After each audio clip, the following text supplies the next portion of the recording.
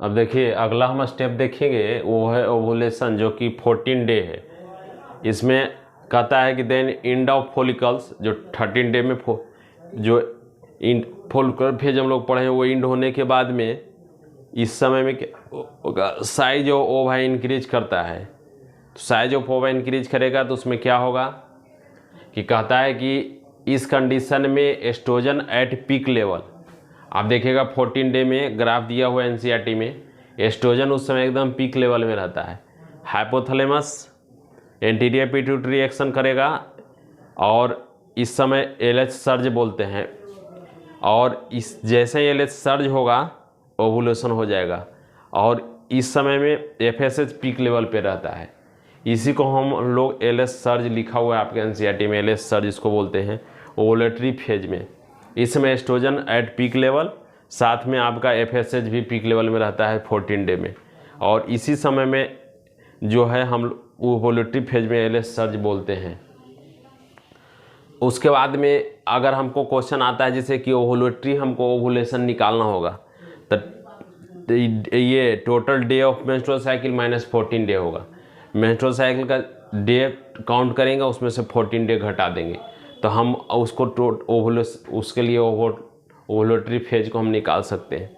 Last आता है luteal phase, जिसको सिक्रेटरी फेज बोलते हैं। इस समय एलएच का लेवल डाउन होता है, क्योंकि आप पहला फेज में भी देखे होंगे, पहला फेज हम लोग को मेंस्ट्रुअल फेज में भी एलएच का लेवल डाउन रहता था। इसमें भी क्या होगा, लुटिनाइजिंग फेज में कहता है फॉर्मेशन ऑफ कॉर्पस लुटियम, जो ब्रेक डाउन किया था ये टूटेगा, फिर प्रोजेस्टेरोन एस्ट्रोजन इनिबिन निकालेगा और मेंटेन द एंडोमेट्रियम। प्रोजेस्टेरोन उस समय बोला जाता है ओवुलेटरी फेज में बॉडी टेम्परेचर थोड़ा बढ़ा हुआ रहता है, इसलिए बीटी लिखे हैं, बॉडी टेम्परेचर। हमारा जो बॉडी टेम्परेचर है बीटी मतलब बॉडी टेम्परेचर बढ़ा हुआ रहता है, क्यों प्रोजेस्टेरोन के रिलीज की वजह से।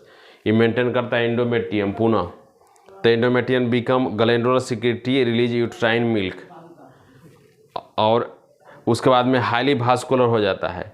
और जो एस्ट्रोजन है थिकनिंग ऑफ एंडोमेट्रियम, जो हमारा एंडोमेट्रियम उसको थिक करने का काम करता है, और ये एफएसएच को इनहिबिट करने का काम करता है। जो इनहिबिन है वो एफएसएच को करेगा।